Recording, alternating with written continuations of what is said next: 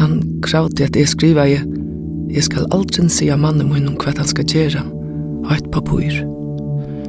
Så jeg tog han papuret, skradde det sånt i små läppar og kordet der ut det som var etter av sausen fra døren.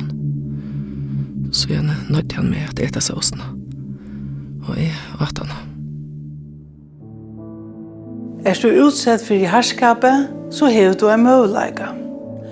Ongen eier stora for i agentje og godtakke det. Du ikke ensamhet. Du kan rinja, skriva, eller komme til en personlig samrøve. Eisne skipa vid for samrøve bølgon. Kvinnehuset er frikjål. Du har mulighet gista, eisne sammen vid hunnom bøtnen. Sammen vid her finner vi muligheter. Ring 31 72 00. Vi sværer alt samdøgre.